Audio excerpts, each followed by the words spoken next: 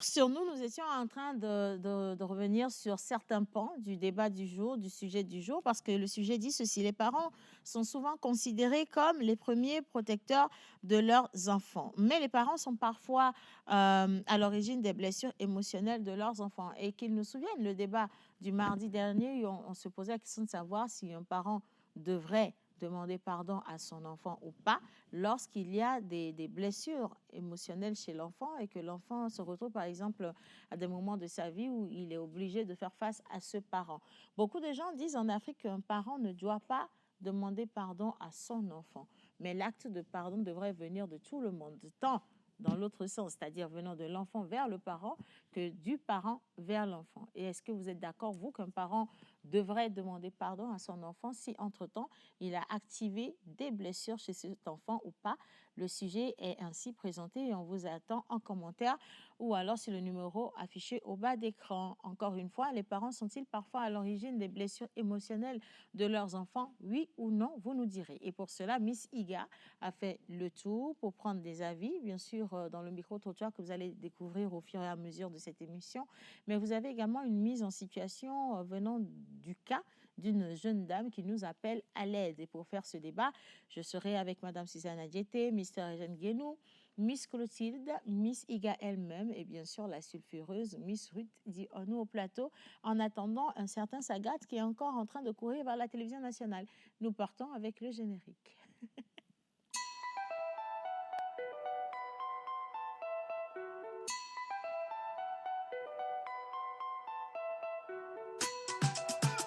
Mr. Lecky on the beat.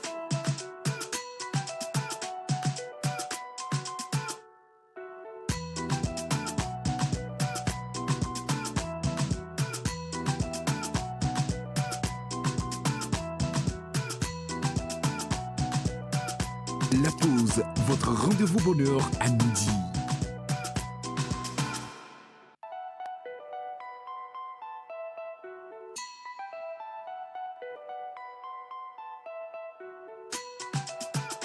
Mr. Lecky on the beat.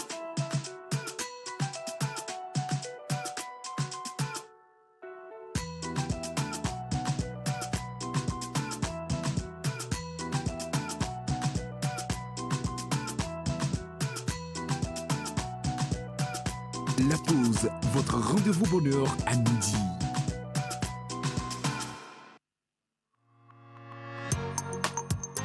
La pause, votre rendez-vous bonheur à midi.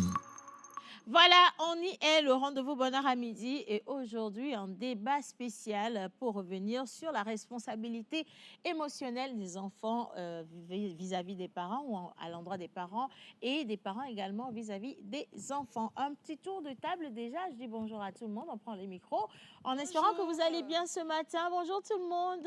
Bonjour. Maman Suzanne, comment tu t'es réveillée aujourd'hui? C'est toi notre maman aujourd'hui, hein? Je vais bien, je vais bien. Ça va très bien? Je remercie le Seigneur.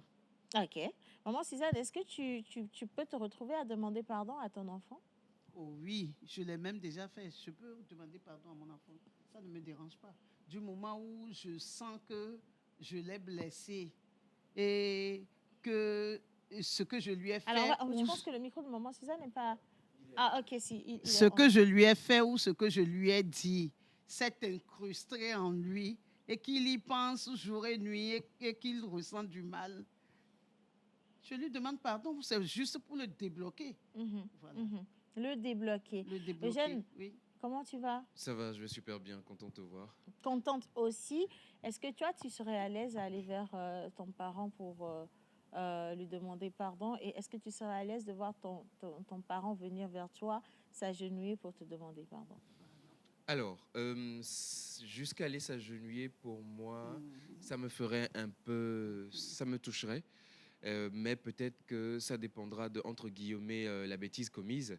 Euh, mais, euh, mais quand même, je ne le ou la laisserai pas finir son acte. Mais oui, des excuses, j'en présenterai. J'en présente d'ailleurs pratiquement tous les jours. Mais oui, qu'elle ou qu'il vienne me demander pardon pour quelque chose, je pense que comme elle l'a dit, ça me débloquerait. Mais attention, je bloque sur le mot débloquer dans la mesure où est-ce qu'on le fait réellement parce qu'on est conscient qu'on a offenser son enfant Mm. ou bien on le fait juste par formalité. Mhm. Parce que Ah, c'est quand une on très le belle fait question. juste aussi par formalité, après, l'enfant, il le sent. Ouais. Parce que en fait, l'excuse doit s'accompagner de gestes, hein, D'actes, je pense. exactement. Et s'il y a des actes qui viennent encore montrer que ce qui s'est passé avant, c'est toujours la même chose qui continue, ça ne sert à rien de présenter des excuses. Alors, pour Miss Clotilde, dire je m'excuse et je te demande pardon, qu'est-ce qui a plus de sens? Moi, c'est je te demande pardon, c'est clair. Parce que quand tu dis à une personne, je m'excuse, moi, quand tu t'excuses, je ne vais pas prendre ça d'une manière très honnête. Mais quand tu dis pardon, le mot pardon, même, on sent déjà qu'il y a une force dans le mot. Mhm. Donc, moi, direct, c'est pardon. Pardon pour toi. Miss Rudiano. Je n'ai même pas encore posé ma question. C'est la même question, n'est-ce pas? C'est pas la même question, ça me fait 3 questions pour toi. Elle est même spéciale, Miss Rudiano. Mais si tu as envie de répondre à celle-là d'abord, Je vais avoir ma question personnelle. est-ce que tu es d'accord que les parents peuvent représenter des freins émotionnels pour leurs enfants, des freins, des blessures, si tu veux, pour leurs enfants? Je pense qu'à 99%, les parents sont responsables des blessures émotionnelles de leurs enfants. À 99%. À 99%. Oui. Mais au même moment, on en parle, il y a des enfants qui ont grandi dans des environnements hyper toxiques, mais qui ont l'impression d'avoir réussi leur vie. Est-ce que tu crois que ce que les parents font aux enfants quand ils sont tout petits conditionne négativement ou positivement leur réussite? Je pense que tu as déjà donné la réponse parce que tu disais on a l'impression d'avoir réussi. Parce qu'il suffit juste de quelque chose et vous allez voir que tout ce que ces enfants ont construit ou bien ont réussi à construire émotionnellement parlant s'écroule. Mm. Donc, ils ont l'impression, ils se forgent voilà, des armures en se disant qu'on a dépassé ça, alors qu'en réalité, ce n'est pas ça, en fait. Mhm. La base est faussée. Donc, vous allez voir un vieux père, un papa il suffit juste d'une petite chose et vous allez le voir dans un état que vous n'aurez jamais imaginé, Imaginez. alors que c'est quelqu'un qui a peut-être travaillé des années pour pouvoir laisser une blessure qu'un parent, un papa ou bien une maman lui a infligée depuis son enfance. Et moi, je le dis et je le dirai toujours, les parents sont à l'origine des blessures émotionnelles de leurs enfants à 99,9%. À 99,99%. Miss Iga est revenue dans cette émission aujourd'hui avec déjà le thème, mais aussi une mise en situation. Une jeune dame nous a lancé un SOS. Oui. Bonjour Iga. Bonjour à tout le monde. Eh bien, nous avons Madame Rita qui nous a lancé un SOS, comme tu dis, pour avoir un peu de nos pensées, de Mhm. nos réflexions, de notre aide. Donc, c'est une dame qui dit qu'elle est mariée, elle est bien posée dans son foyer, mais elle a un petit problème, c'est qu'elle a peu de confiance en elle. Du coup, lorsque son mari la complimente, lui dit « je t'aime chérie », elle n'arrive pas à croire cela. Mm. Elle se remet toujours en question. Qu'est-ce que je fais? Est-ce que je mérite cet amour? Est-ce que je mérite d'être là? Est-ce que je mérite d'être la femme de quelqu'un? Est-ce Et que au je suis fil à la du hauteur? temps, voilà. Et au fil du temps, elle a cogité, elle s'est remémoré en fait les souvenirs d'enfance. Elle s'est dit, bah, peut-être que ce problème que j'ai actuellement Mhm. vient du fait que dans mon enfance, mes parents exigeaient de moi que je sois parfaite. Mhm. C'est peut-être de là que vient mon souci. Donc c'est pour cela qu'elle nous a posé cette question. Si aujourd'hui, est-ce que parfois les parents sont responsables ou bien à l'origine des blessures émotionnelles de leurs enfants? Alors, nous sommes ici pour aller au cas par cas et nous sommes ici également pour apporter des solutions aux personnes qui suivent cette émission. D'ailleurs, personnes que nous attendons sur le numéro qui est affiché au bas d'écran pour vos interventions. Et je crois qu'il serait justice ou de bonne guerre que nous puissions partager peut-être, si vous le permettez, quelque chose, une parole, une action d'un parent, d'un membre de famille qui vous a marqué et qui aujourd'hui, du haut de vos âges, reste toujours gravé dans vos têtes. Est-ce qu'il y a une situation qui vous a marqué, qui vous a blessé ou qui n'arrive pas à sortir de votre tête et qui peut-être vous a conditionné, vous a changé, vous a donné de l'élan ou quelque chose? Moi, pour ma part, oui, c'est déjà arrivé. C'est déjà arrivé quand quelqu'un m'a dit, dans mon entourage professionnel, parce qu'on ne va pas parler de la maison, mais dans mon entourage professionnel, la personne m'a dit, Océane, tu ne deviendras jamais une animatrice. Et c'est grâce à cette parole que je suis devenue l'animatrice que je suis. Mais aujourd'hui, est-ce que devenir l'animatrice fait de moi en fait une personne qui ne ressent toujours pas de la non-légitimité face aux choses qui m'entourent? Question. Vous voyez? Est-ce que ça a fait de moi l'animatrice que je suis et donc parce que je suis devenue Amé Océane Kodia, je le vis bien, je suis à l'aise, dans ma tête tout va bien? Ou à chaque fois quand je vais me retrouver face à cette personne ou aux mêmes environnements, je vais me dire, est-ce que j'ai pas encore quelque chose à prouver? Est-ce que j'ai pas encore quelque chose à prouver? Ça reste toujours un travail qu'on fait sur soi au quotidien. Alors Eugène, pour toi. C'est un très bon pont que tu fais par rapport aussi à ce que Miss Ruth Diwo nous disait à l'instant. Certains pensent ou semblent avoir surpassé un certain nombre de choses, mais on parle justement de blessure. Et la blessure, elle n'est pas arrivée à un moment, elle n'est plus forcément douloureuse quand plus rien ne passe par là. Voilà, c'est quand peut-être tu vas toucher ou que tu mets de l'alcool, que tu réagis, tu sens que ah, attends, j'avais quelque chose là-bas. Donc il y a des gens aujourd'hui qui ont, moi j'appelle ça des réussites déguisées ou des dépassements déguisés, juste parce qu'on n'a pas encore touché là-bas. C'est-à-dire qu'il va être à l'aise, très content et tout, jusqu'au jour où On appuie dessus. on appuie dessus et attention, il va exploser. Et c'est le cas d'un ami de classe qui, adolescent ou un peu moins adolescent, il était très turbulent. On dit souvent que les garçons n'aiment pas prendre leur douche. Donc voilà, Il restait pas tranquille. il restait pas tranquille et tout ça. Donc sa maman n'arrêtait pas de crier à la maison, dans le quartier, ainsi de suite. Et malheureusement pour lui, une fois pour l'un de ses bulletins, il n'a pas eu la moyenne. Et donc quand sa maman est arrivée à l'école, ça a été le tapage de ouf. Et c'est comme ça qu'elle a dit qu'il ne se lave pas. Elle a tout dévoilé. Elle a tout au vu déballé de tout le monde. à l'école. Il n'a pas bronché, il s'est tu, mais voilà, c'était aussi la dernière fois que sa mère l'a vu. Parce qu'il a quitté la maison. Il a quitté la maison. Il a quitté la maison. Moi, après, je n'ai plus eu de ses nouvelles pendant plusieurs années. Et après, je l'ai retrouvé comme ça en circulation. Mais il m'a dit que, bon, il est retourné après à la maison, mais qu'aujourd'hui, entre lui et sa maman, les relations ne sont plus du tout, ne sont plus bonnes. Mais ça, par exemple, est-ce que c'est pas un caprice?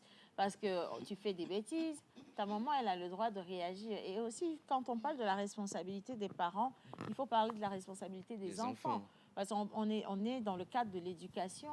Un parent est aussi dépassé par les déboires des enfants. Et des fois, le parent n'a pas envie d'être méchant, mais il finit par... ras-le-bol. Voilà, le ras-le-bol, on tape du poing sur la table.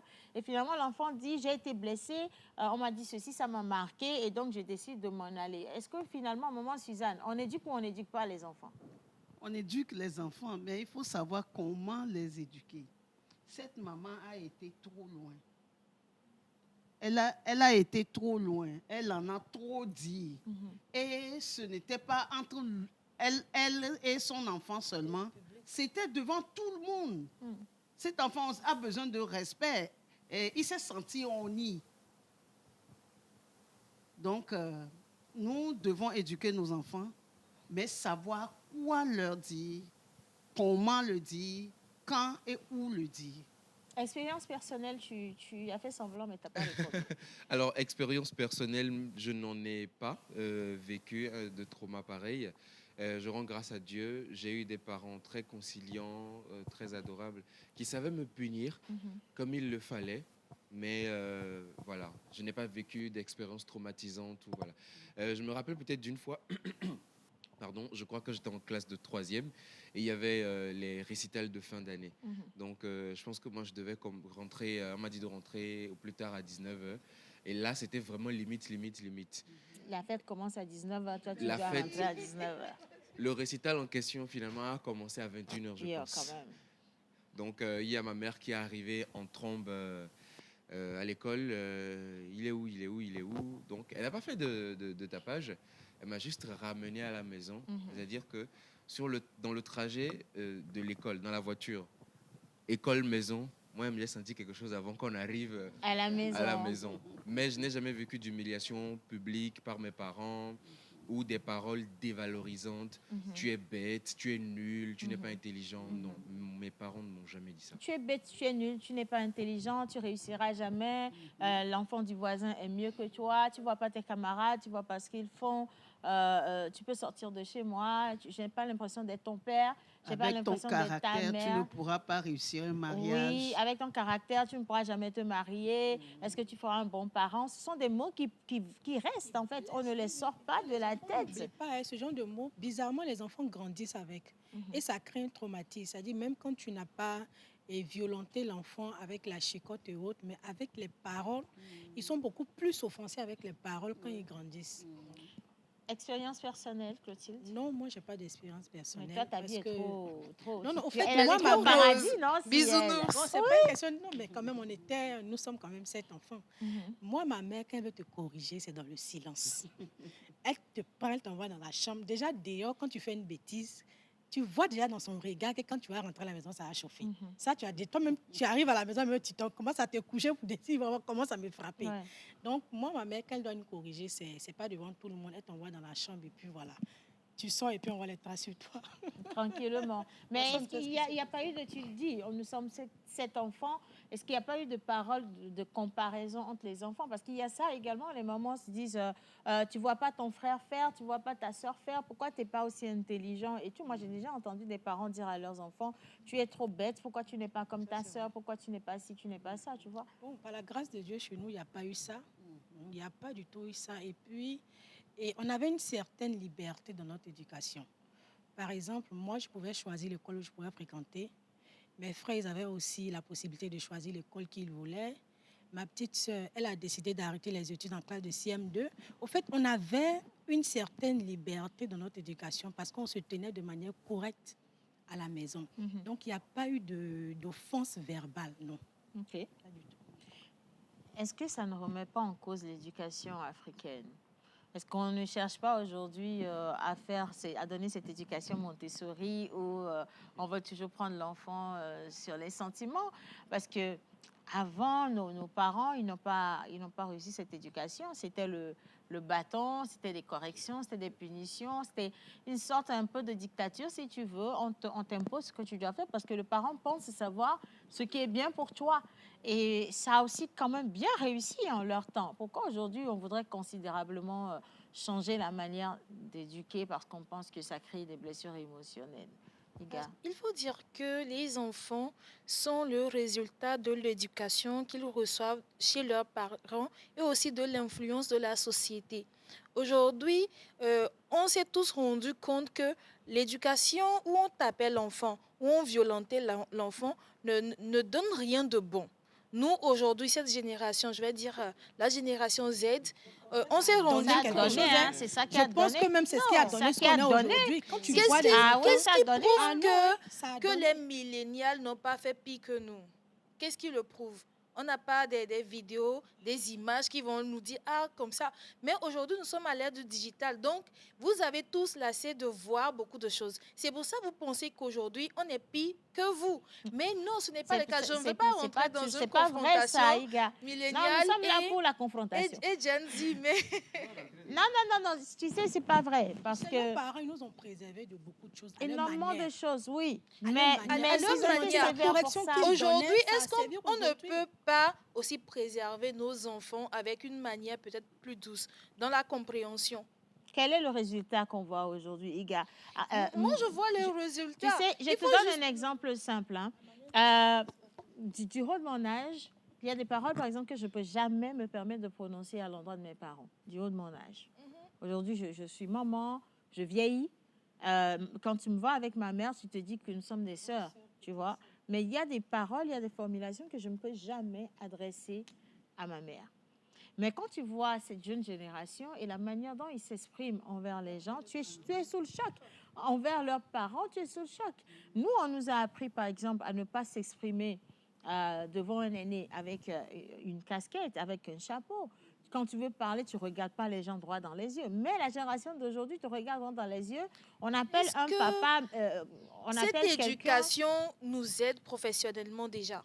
si ça nous aide. Non. Parce qu'au fait, Non, du ça tout. montre- ça On nous montre a une base du empêchés, respect. Mais on aujourd'hui, nous a empêchés tu de vois nous certains exprimer. enfants d'aujourd'hui, Donc, ils lorsque sont tu es dans le impolis domaine naturellement. professionnel, Ce n'est c'est même plus une comme question d'éducation. une jungle et tu dois forcément exprimer ton caractère. Maintenant, On maintenant, nous a Iga, appris à cacher tout. Iga, je te Ça prends ne au nous mot. aide pas. Tu dis que cette éducation ne nous a pas servi sur le plan professionnel. Votre éducation, vous vous sentez très libre de faire beaucoup de choses. Et c'est à votre niveau que le chômage est plus grand. Allez vous poser de vraies questions. Mais vois. non, le Pourquoi chômage est aujourd'hui, plus on grand. se plaint Aujourd'hui, On les se gens ne plaint. supportent même plus qu'on leur fait de reproches au boulot. Oui. Les gens, c'est-à-dire que ton patron te fait des reproches, tu te gonfles, mais il a le droit de te faire des reproches. Nous, là, De tu la nous même insultes, manière, demain, de on la revient. même manière, pour C'est-à-dire moi, que tu finis de nous l'employé peut insulter, faire des on te dit reproches à merci, son patron. Oui, bien sûr, parce que tu C'est ça te qui est dis bon. qu'il est en train de te corriger. C'est son On est entreprise. tous- en fait, notre génération est beaucoup plus dans la communication, dans la recherche de la mauvaise Dans la compréhension. très mauvaise Dans la communication, tolérance. Dans la très mauvaise C'est vous qui communication. le Le prenez débat comme n'est ça. pas là, hein, c'est juste Iga, on a fait une petite ouverture là. D'une part, je suis d'accord, et d'une autre part, non. Je suis d'accord avec Miss Ruth quand elle dit que 99% de blessures émotionnelles viennent des parents. Il a parlé gros français. Le cadre, le cadre familial où on grandit est un cercle de confiance dans lequel l'enfant apprend à s'épanouir, à avoir confiance aux humains, à faire ceci ou cela. Et c'est dans ce cadre-là où on devait le protéger qu'on le blesse. Et il y a certains enfants à qui, sur ce point, tu as raison, qu'on a muselé. C'est-à-dire que tu n'as pas droit à la parole. Je viens, je constate une bêtise, je ne veux pas savoir comment ça s'est passé, je te punis copieusement. Mais il arrive parfois que ce n'est pas lui, ou il y a une explication, mais on ne l'a pas laissé s'exprimer. Là, sur ce point, je suis d'accord avec toi. Mais cette éducation, aujourd'hui, ne nous arrange pas. Cette éducation améliorée, raffinée aujourd'hui, ne nous arrange pas. Il était impossible, peut-être à l'époque de maman ou de ma grande sœur Clotilde, de voir un certain type de tenue en ville à certaines heures. C'était impossible. Aujourd'hui, tu vois des N'importe petites quoi. filles en circulation à moto, tu es choqué. Tu es choqué. Tu vois, cette éducation, elle est un peu trop filtrée pour moi aujourd'hui. On doit revenir aux fondamentaux et aux bases. Mais quand tu dis la compréhension, la communication, quelles sont les bases que tu as instaurées avec ton enfant dès le départ? Mais ça aussi. Ça aussi. Parce que tu pars de la base. En tout cas, on a fait juste une petite ouverture. Cette chambre dans laquelle nous venons de rentrer, où on est en train de comparer deux générations, là, ce n'est pas du tout le sujet du jour. Aujourd'hui, on parle du pardon qu'un parent doit à son enfant et le pardon que l'enfant doit également aux parents. Parce qu'il y a beaucoup de non-dits. Il y a beaucoup de situations qui n'arrivent pas à évoluer dans les familles simplement parce que cet élan de pardon de part et d'autre n'a jamais été fait. Il y a des blessures de part et d'autre. Beaucoup d'enfants aujourd'hui ont aussi décidé de couper les ponts avec leurs parents parce qu'il y a eu quelque chose qui n'a pas été fait correctement. L'enfant s'est senti blessé, rejeté, pourquoi pas. Nous avons aussi beaucoup d'enfants en situation de rue qui n'ont pas su pardonner à leurs parents, peut-être un écart, comme ton ami, Exactement. tu vois. Et ça a causé trop de dégâts dans les vies. Mais nous sommes dans une société africaine où les gens pensent que le pardon doit venir de l'enfant vers le parent parce que et tomu de na kukune vio. Je ne sais pas si vous avez déjà entendu cette parole-là. Aussi. Mais c'est courant. Oh ben tomu de na kukune et vio. Ne toba de kukune via et de que malédiction. Fipodé. Fipodé to que diamate de kukune et via fipodé yeni noa.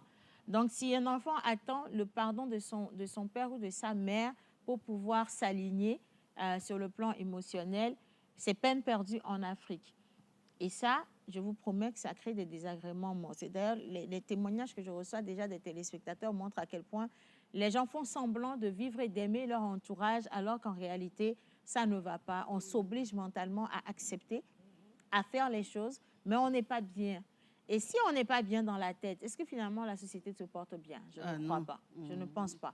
Et donc, on va partir avec cette mise en situation, le cas de notre téléspectatrice, Madame Rita, comme tu l'as dit, en vidéo. Et juste après, on aura Sagat qui va nous rejoindre au plateau ici pour nous parler justement de la portée émotionnelle et aussi psychologique des blessures de l'âme.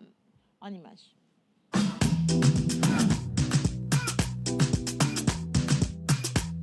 La pause, votre rendez-vous bonheur à midi. Bonjour la pause. Coucou Tata Océane. Je suis une fidèle téléspectatrice de votre émission et aujourd'hui j'ai décidé de vous écrire pour que vous m'aidiez à y voir clair. Je m'appelle Rita, j'ai 32 ans et je suis une femme mariée. J'ai un mari aimant, un foyer stable et aux yeux de beaucoup de personnes, une vie qui semble belle et équilibrée. Mais derrière ce sourire et cette apparence de femme épanouie, il y a une partie de moi que très peu de personnes connaissent. J'ai peu de confiance en moi. Quand j'étais petite, j'avais souvent l'impression que l'amour de mes parents devait se mériter. Quand j'avais de bonnes notes, c'était normal, presque attendu. Mais à la moindre erreur, les reproches étaient sévères. Les comparaisons revenaient souvent. Regarde la fille de ta tante. Pourquoi tu n'es pas comme celle-là? Sans vraiment m'en rendre compte, j'ai grandi avec cette sensation étrange de ne jamais être assez bien. Aujourd'hui encore, malgré les années qui ont passé, ces mots résonnent parfois dans ma tête. Dans mon mariage, il m'arrive de douter de moi. Parfois, lorsque mon mari me dit qu'il m'aime, il y a une petite voix en moi qui me murmure: est-ce qu'il est sincère? Il m'arrive même de m'auto-saboter. À sa moindre envie de respirer, j'ai l'impression de perdre le contrôle et ce comportement crée des tensions dans mon couple. Alors, je me pose souvent cette question: est-ce que ce comportement provient de mon enfance? Mais en même temps, comment penser cela de mes parents alors qu'ils ont sûrement voulu bien faire, qu'ils ont simplement voulu faire de moi une meilleure personne? C'est pourquoi je vous pose cette question et j'aimerais connaître l'avis de chacun. Les parents, parfois, sans le vouloir, peuvent-ils être à l'origine des blessures émotionnelles que leurs enfants portent toute leur vie?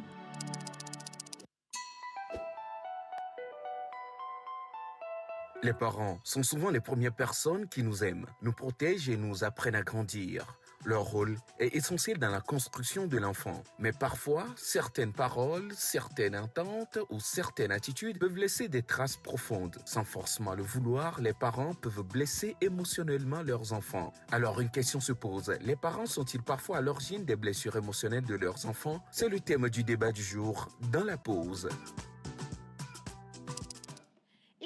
Ils sont tout le temps à l'origine des blessures émotionnelles des enfants. Oui ou non, Saga? Toi qui reçois plein de parents qui viennent te demander de les aider, je ne sais pas, à guérir des blessures. Est-ce que ces blessures viennent de leurs parents à eux? Et aussi, quand tu reçois les enfants, est-ce que tu sens que les enfants sont blessés à cause des actions des parents? Oui, les blessures déjà, les parents reçoivent les blessures de leurs parents quand ils étaient enfants et les enfants reçoivent les blessures des parents qui ont été blessés. Mm. Donc c'est un schéma répétitif. Il va falloir maintenant qu'une personne soit éveillée, qu'il soit en mesure de dire que ça va s'arrêter sur ma génération afin que ça ne puisse pas se perpétuer tout simplement. Mais est-ce que c'est un travail facile? Parce que déjà, il faudrait trouver le moyen d'identifier ce qui vous bloque. Et quand tu regardes la société, est-ce que les gens se rendent compte que voilà, si je ne suis pas alignée, si je ne suis pas la personne que je désire être, c'est parce que j'ai été blessée dans mon enfance? Est-ce que les gens ont conscience de ça? Non, du tout.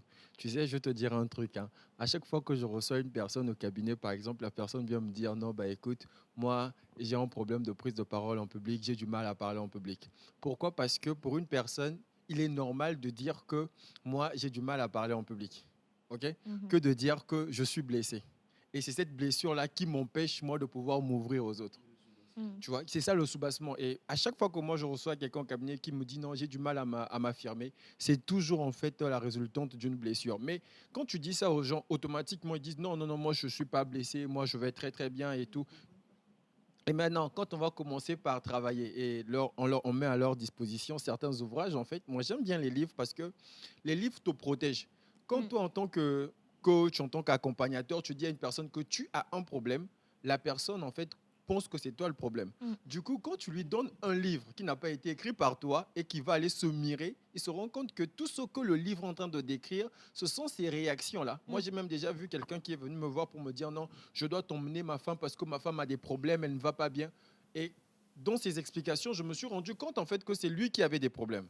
Bon, je ne pouvais pas non plus l'interpeller. Je lui ai dit, va lire ce livre-là. Et quand il est revenu, il me dit, mais en fait, ce n'est pas ma femme qui a des problèmes, mais c'est moi qui ai des problèmes, en fait. Heureusement pour lui qu'il avait un petit ego qu'on pouvait exploiter, réajuster et tout. Sinon, pour certaines personnes même, c'est vraiment difficile. Mais je pense pour ma part qu'on peut en guérir. On peut en guérir. Alors, le sujet d'aujourd'hui est venu du sujet qu'on avait abordé le mardi dernier. Je vous ramène la situation. Je parlais d'un enfant d'une jeune dame qui a été abusée par son géniteur. Et ce géniteur, qu'on l'oblige maintenant à accepter le jour d'un événement crucial dans sa vie, c'est son mariage. Et cette dernière qui décide de ne pas laisser son père participer à son mariage du tout. Et tout le monde disait que quel que soit ce que ton parent t'a fait, il reste ton parent, principalement ton père, il reste ton père. Et donc, le jour de la dot, tu dois accepter que ton père soit là. C'était ça le sujet. Et donc, ça nous emmène à revisiter la question du pardon. La question du pardon. Le pardon vient d'où? Parce qu'on sait qu'il y a des parents qui sont des missionnaires et quand il y a des événements heureux comme ça dans la vie de leurs enfants, ils viennent. Et cette fois-là, je disais, moi, ici, qu'un père comme celui-là ne mérite pas d'être présent dans une cérémonie comme celle-là. Et maman Suzanne avait dit non. Quel que soit ce qui se passe, ton géniteur reste le géniteur et il a le droit de participer à la dot. Maman Suzanne, c'était bien ça à votre avis? Oui, c'était ça. C'était D'accord. ça. Ok. Vous n'étiez pas seul. Il y avait également le pasteur Lawani qui était d'accord avec vous, qui disait qu'un père reste un père et il a le droit de participer à la dot de son enfant. Eugène, non? Non. Non pour répondre? Pour moi, non. Il a le droit ou il n'a pas le droit? Il n'a pas le droit. Dans ces conditions-là, il n'a pas le droit. D'accord. Ok. Il n'a pas le droit. Parce que, justement, on a vraiment banalisé et finalement généralisé la souffrance des gens. Et les gens seuls savent ce qu'ils ont vécu et comment ils l'ont vécu, comment ils s'en sont sortis plus tard. Vous ne pouvez aucunement me demander aujourd'hui d'accepter quelqu'un qui était censé me protéger, qui était plutôt la personne qui m'a fait le plus de mal. Non, moi, je ne l'accepte pas. Voilà. Qu'il reste à sa place. Il ne sera pas présent. Maman Suzanne? Non, je dis toujours ce que j'ai dit la dernière fois. Ça dépend. Vous vous souvenez, nous avions fait un débat ici avec le pasteur Dra. Oui. Voilà.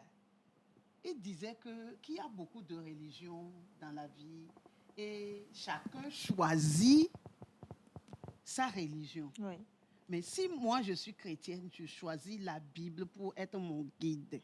Et la Bible me demande ici d'aimer mon prochain au point de lui pardonner.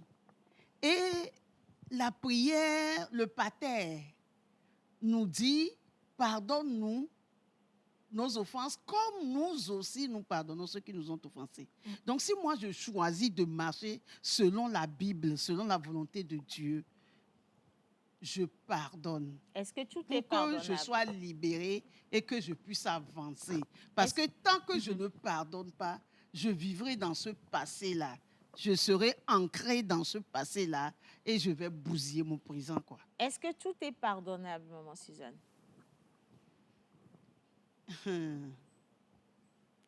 Tout est pardonnable. Moi, il y a quelques jours, je te dirais que tout n'est pas pardonnable, mais tout est pardonnable. Ça dépend de ce que tu te dis, de comment tu te sens. Ça dépend de ton identité. Donc, tu peux faire un effort pour pardonner si tu le veux. Alors, si tu le veux. Par exemple, nous, les mamans, nous pardonnons toujours nos fils. Pourquoi est-ce que la maman pardonne toujours son fils? Quoi qu'il fasse, la maman finit toujours par pardonner son fils. Mais pas contre votre corps. Une agression sexuelle reste une agression sexuelle. Alors, Eugène, elle peut pardonner à son papa, mais qu'il va venir s'asseoir le jour de la dot, là, moi, mais je ne peux pas accepter. Parce que tu peux le pardonner, tu t'es libéré dans le cœur. Mais tu peux pardonner à la personne, tu t'es libéré, mais ça ne t'oblige pas à supporter la personne. Tu l'as pardonné, mais vous êtes chacun dans son coin. Rien ne t'oblige à rester avec lui. Oui, vas-y. En fait, on pardonne une personne lorsqu'on est en contact de cette personne et que le mal qu'il nous a fait ne ressurgit pas. Si tu penses que tu as pardonné une personne, tu as pardonné Eugène suite à un acte et que tu ne peux pas t'asseoir avec Eugène, tu ne l'as pas pardonné. Mais non, moi j'arrive. C'est justement là où on veut en venir. C'est justement là où on veut en venir. Est-ce que le pardon, c'est juste un acte de « OK, je te pardonne, assieds-toi là » ou c'est plus profond? Parce que si je dois accepter, par exemple, je me mets dans la peau de cette jeune dame, si je dois accepter que la personne qui a été mon bourreau soit à côté de moi, soit dans ma célébration de mariage, alors qu'au fond de moi, je ne suis pas sûre de lui avoir pardonné, mais c'est parce que les gens m'ont imposé sa présence, ça veut dire que c'est hypocrite ce qui se passe là. Et pour un moment aussi important de ma vie, ça entache tu souris même en sachant que la ton positivité sourire de est faux. ce moment, tu vois. Donc, m'obliger à accepter celui qui m'a brisé dans un moment aussi important de ma vie. Non, vous n'êtes pas aussi obligé de lui pardonner.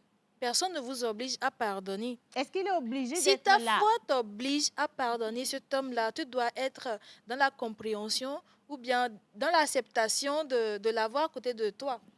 Mais on ne vous oblige pas, on n'oblige personne à pardonner. Lorsque tu veux pardonner quelqu'un ou bien tu arrives à pardonner quelqu'un, c'est que lorsque tu es en face de la personne, tu ne ressens plus rien. Moi, j'en sais quelque chose. J'ai vécu quelque chose comme cela. Donc, ça m'a pris pratiquement 10 ans pour que je me retrouve face à la personne et que je ne ressente absolument rien. Ce jour-là, j'ai pleuré. Je me suis dit, je me suis délivrée de cela. Et aujourd'hui, je vais là-bas, ça ne me dit plus rien, absolument plus rien. Justement, Parce que ça veut dire que le processus de pardon ne se fait pas du jour au lendemain, du tout. Au claquement du doigt. C'est Vous un comprenez? processus. Ça ne se fait pas comme ça. Bien Donc, sûr. vous pouvez être d'accord avec moi que je puisse décider que la personne ne soit pas là ce jour-là parce que je ne suis pas encore prête Voilà, à la fin. à lui accorder du pardon. Mais Voilà. bon, Miss Ruth, Je pense que les gens se cachent derrière la religion, beaucoup, pour comment dirais-je, pour légitimer Le mal qu'ils qu'ils font. Parce que maman Suzanne venait tout juste de le dire, que la Bible dit, le Seigneur a dit de pardonner aux autres comme... que le Seigneur nous pardonne comme nous, si nous avons pardonné ceux qui nous ont offensés, tout ce qu'il y a. Et c'est ça qui donne la légitimité à beaucoup de personnes aujourd'hui de se dire, comme le Seigneur l'a dit, de pardonner. Pourquoi toi, tu ne pardonnes pas? Et maintenant, ils te mettent dans la position de la personne qui ne suit pas les règles de la Bible. Et toi... et c'est toi encore qui es incriminé alors que c'est toi qui es blessé. Alors que Voilà. c'est toi qui es blessé. Et moi, je dis, comme Iga vient de le dire, laissez les gens faire leur deuil, laissez les gens eux-mêmes aller. Si ça doit prendre 5 ans la personne, parce que je me rends compte que des fois, quand quelqu'un vous fait du mal à une personne et que 2 mois après, la personne revient sur la chose, les gens ont tendance à dire alors que vous ne savez pas jusqu'à quel point vous ne savez pas jusqu'à quel point Ça a blessé la ça a personne. blessé la personne. Et donc, moi, je dis, à faire de la religion, les ancêtres, les quoi, là, laissez les gens aller. Si je dis que cette personne m'a blessée et que je ne veux pas cette personne, je me dis, c'est le mieux à faire, c'est de vous dire, ah, cette personne est encore blessée. Comment on peut accompagner Cette la personne personne dans le processus de de guérison. de guérison, au lieu de dire, non, ça ne se passe pas comme ça a toujours été comme ça, même dans la Bible, ça a été comme ça. Chacun a son cœur, chacun a sa manière. Et moi, je dis, accompagnons plutôt les gens à vite laisser ces choses que d'incriminer ces personnes en leur disant, c'est comme ça se passe, tu dois faire comme ça, tu dois être dans les règles. Donc, je pense que Moi, c'est si vous permettez, je veux juste ramener le débat dans une autre dimension. En fait, vous n'avez pas compris Maman Suzanne. Maman Suzanne ne dit pas qu'on doit imposer le processus de la Bible à quelqu'un. Maman Suzanne dit que dans la mesure où tu te lèves et que tu dis devant tout le monde que j'accepte le Seigneur Jésus comme étant Seigneur et Sauveur, ça veut dire que tu acceptes de marcher sur la constitution de la Bible. Et sur ce fait-là, on peut que te juger sur la constitution de la Bible. Mais si tu n'es pas chrétienne, il n'y a aucune orientation pour qu'on puisse te juger. J'arrive au cercle.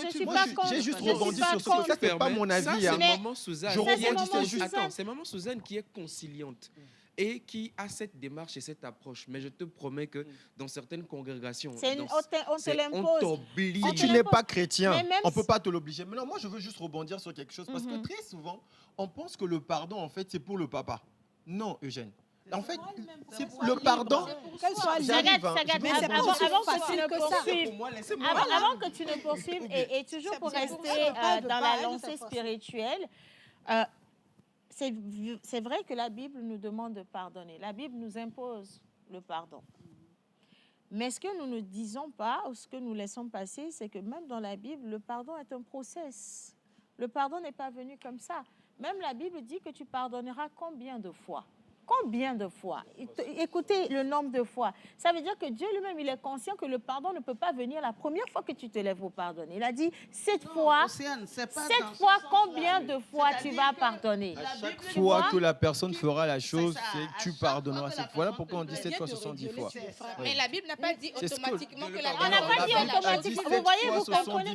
C'est que vous comprenez la Bible selon ce qui vous arrange. Non, dès la mesure que la personne t'offense, tu lui pardonnes en même temps.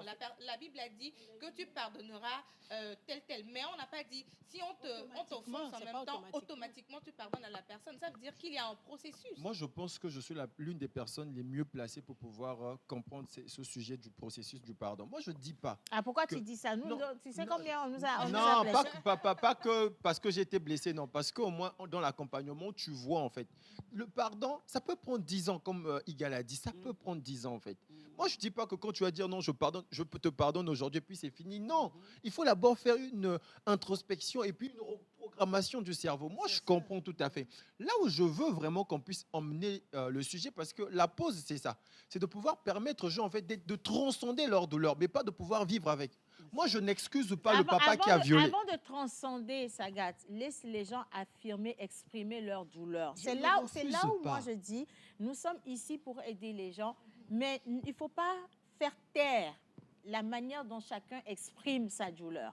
Moi, je respecte que tu veuilles apporter de la guérison, mais je respecte aussi le fait que chacun puisse manifester comment il ressent sa douleur, comment il ressent ce qu'il ressent face au processus de pardon ou même de guérison. La guérison commence par là, par l'identification de ce qui te fait mal. Tu comprends? C'est pas juste de venir dire à quelqu'un, tu dois guérir parce que ça te fait du mal. Je sais que quelque chose me fait du mal, mais vous pensez que c'est facile de guérir? Vous pensez que c'est même facile d'identifier ce qui fait du mal?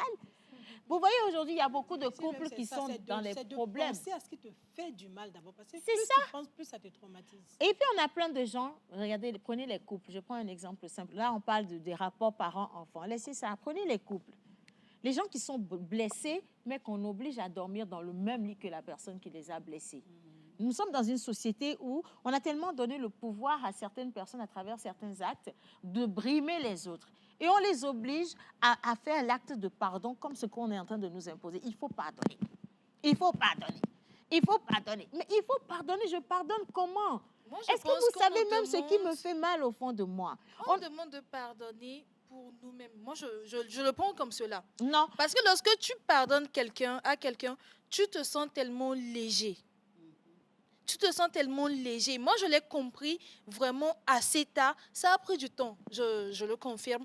Mais ce n'est pas un mauvais message lorsqu'on nous dit pardonner, en fait. Est-ce que avant que ton processus de 10 ans ne finisse, au bout de la 2e année, si on venait te répéter tout le temps, pardonne parce que ça va te faire du bien. Est-ce que ça aurait été bien? Tu sais, je vais te raconter cette petite histoire. Que tu dois poser je peux, monsieur Sagat. Attends, moi, je pense que la question que vous devez poser à Iga, c'est Iga, 10 ans après, si aujourd'hui tu te sens légère, si on t'avait montré comment est-ce que tu te sentiras légère, est-ce que tu allais accepter de pardonner durant la première année? C'est la question qu'on doit lui poser. Non, Sagat, je ne suis pas d'accord avec toi. Non. Je suis pas du tout. Non, parce qu'en fait, les gens ne connaissent pas. Sagat, je suis pas d'accord avec toi. Les gens ne connaissent pas la valeur du pardon. En fait, Sagat, quand tu lis, attends, tu me laisses pas parler en fait. Oui, c'est parce que je n'ai pas l'impression que tu rentres dans le débat, enfin, tu comprennes ce que les uns et les autres sont en train de dire. On ne dit pas que le pardon n'est pas une bonne chose. Nous sommes tous d'accord que le pardon est une bonne chose.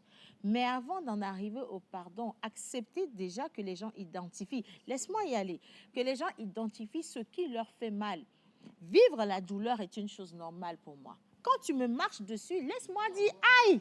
Laisse-moi crier, laisse-moi pleurer. Oui, ne me dis pas, voilà, mais ne me dis pas le lendemain matin, oh, je t'ai marché dessus hier, c'est quoi? Il faut pardonner. Bien sûr, je sais que si je te pardonne, ça va me soulager. Mais attends, on est des êtres humains. Ressentir une douleur, ça fait partie de nous. C'est ça aussi qui fait notre équilibre. Hein? Je veux bien pardonner, mais il faut que j'en ai la capacité avant de pardonner. Je ne me lève pas pour me dire, si c'était aussi facile de laisser passer, tout le monde serait heureux. Mais il y a des gens qui ont leur vie détruite parce que cette manière... Facile, justement.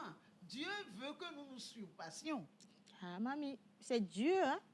Dieu même sait que nous sommes des êtres humains. En fait, c'est pourquoi aujourd'hui, beaucoup de gens n'arrivent pas à affirmer des choses qui leur tiennent à cœur, c'est ça. C'est pour ne pas entendre des gens vous dire il faut que tu pardonnes. Dieu veut que tu pardonnes. Il faut que tu pardonnes. Ça va te faire du bien, pardonne. En fait, je sais. Vous n'avez rien de nouveau à nous apprendre. On sait que ça fait du bien de pardonner. C'est juste que pardonner n'est pas chose facile. Ça, tout le monde est d'accord. Maintenant, il faut chercher à savoir comment emmener une personne. Moi, je suis d'accord avec ça. Océane, tout à l'heure, tu parlais des couples. Combien de nos jeunes sœurs, de nos femmes, de nos mamans sont brimées, oppressées, opprimées, profondément détruites dans les couples parce que, justement, dans ce cadre religieux, on a dit qu'on ne divorce pas. On dit qu'on ne divorce pas. Donc, le monsieur la trompe lundi, mardi, mercredi, jeudi. On lui dit toujours à cette dame, pardonne. Elle est là, dans le foyer, blessée, détruite au boulot. Elle n'est pas heureuse. Elle crie tout le temps sur les enfants. Oh, voilà. Mais Là, on lui mon répète tout le temps, je pense que tu es pardonne, allé trop pardonne. loin. Il y a des hommes qui te parlent mal. Tu n'as plus envie même d'être dans ce couple-là. Donc, juste, on prend ce cas-là et puis on va avec. Parce que la trompeuse, c'est encore trop loin, quoi. Oui, et puis, moi, je suis... Permettez-moi hein, que je sois complètement à l'ouest ou que mes réactions soient très émotives aujourd'hui. C'est parce que j'ai l'impression qu'en Afrique, pardonnez-moi, hein, en Afrique, on ne respecte pas l'état mental et psychologique des gens. En fait, on ne fait pas attention à ça. Oui, on ne prend pas ça en compte. On prend pas ça en compte du tout. C'est qu'on arrive et puis on t'impose un truc. On te dit, Néné Béléouin, ouais. Par exemple, tout de suite, tu disais que ce papa, tu ne lui permettras pas d'être à la dot. Nous avons le pasteur Patrice qui dit que Eugène arrête avec cette affaire de malédiction. Un père, tant qu'il est en vie, il doit être à la dot de son enfant, quel que soit ce qu'il a fait. Mais je dis, vous allez arrêter. Sincèrement, vous allez arrêter. Cet enfant, c'est un être humain. Cet enfant qui a été abusé, ça reste un être humain. Je vais vous poser une question aujourd'hui. Je veux mettre tous les pasteurs qui sont dans la même lancée au pied du mur avec une seule question. Ce père qui revient gaillardement parce qu'on veut doter sa fille, qui vient s'asseoir, qui dit qu'il a le droit d'être à la dot de sa fille qu'il a abusée. Si c'était qu'on était venu le chercher pour lui dire que la fille qu'il a abusée, c'est ça ce qu'on dit, non? Il a abusé d'eux. Enfin, la fille dont il a abusé était devenue dealer de drogue, par exemple, ou bien folle dans la rue, ou bien qu'elle a fait quelque chose, on l'a arrêtée, elle est au commissariat et tout. Vous allez entendre ce père dire, elle n'aime même pas, depuis toujours, elle n'aime même pas mon enfant, je ne suis même pas sûre qu'elle soit mon sang, il va la rejeter. Mais quand c'est quelque chose qui vient redorer le blason, monsieur va venir gaillardement s'asseoir et imposer sa présence parce qu'il va dire qu'il est le géniteur. Non, ne soyons pas, excusez-moi le terme, mais ne soyons pas hypocrites. Ne choisissons pas les choses parce qu'elles nous arrangent. Normalement, on devrait tenir compte de l'humain tout court. On ne choisit pas les moments dans la vie.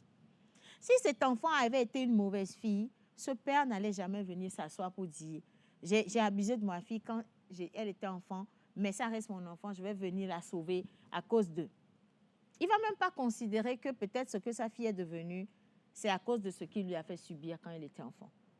Donc, apprenez à emmener les gens à guérir. Quand je dis guérir, véritablement, c'est ça. Ne nous imposez pas cette manière de voir les choses parce que, oui, on est à l'aise avec, oui, on est dans une société patriarcale, les choses doivent se faire comme cela, c'est la tradition, donc faisons ça comme ceci, faisons ça comme... Non, ça crée des monstres. Ça crée des monstres. C'est ce que vous ne voyez pas. Il va se dire que tout le monde a accepté son acte. En fait, c'est que lui, il va penser dans la tête. Après, l'enfant sera encore 2 fois plus blessé. Parce que quand elle ressort de là, elle est venue s'asseoir. Déjà, elle-même, elle est obligée de faire semblant. Elle est obligée de sourire parce qu'il y a la belle famille qui est là. Elle est obligée de faire genre, c'est son papa, tout et tout. Mais quand elle ressort de là, elle sera encore 2 fois plus blessée. Non seulement par son papa, mais à toute la famille parce qu'ils sont au courant de ça. Mais ils se sont dit que, bon, comme c'est la coutume, comme c'est ceci, c'est cela, il faut accepter. Maintenant, qu'est-ce qu'elle devient après ça?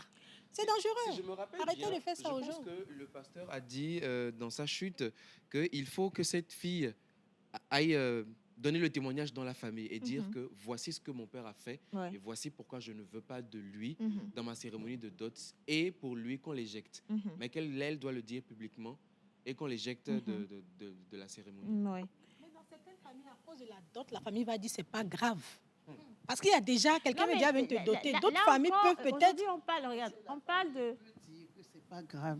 Maman Parce que Suzanne, ça, c'est extrêmement grave. Maman Suzanne, vous êtes d'accord avec nous qu'il y a aussi des... Clotilde, Directement comme ça, mais il y a à des cause de enfants, la dot, Maman ils vont lui Suzanne, demander quand de on laisser parle des passer. cas d'abus, on parle des cas d'abus aujourd'hui. Nous sommes en Afrique. Est-ce que vous êtes consciente qu'il y a des enfants qui ont été abusés, mais cette affaire n'est jamais allée loin? On a caché ça dans la famille. On a étouffé dans la famille. Moi, je connais une jeune fille, elle est devenue une jeune dame aujourd'hui. Elle a été abusée quand elle était enfant. Elle a été abusée. Et la famille a été au courant. Elle était enfant. C'est un problème qui s'est passé véritablement. Aujourd'hui, malgré que les gens aient été au courant que quelque chose comme ça se soit passé, elle est devenue une grande fille aujourd'hui. C'est encore elle qui n'a pas le droit d'exprimer ce qu'elle ressent vis-à-vis de ça. On lui dit, oui, c'est des choses qui peuvent arriver.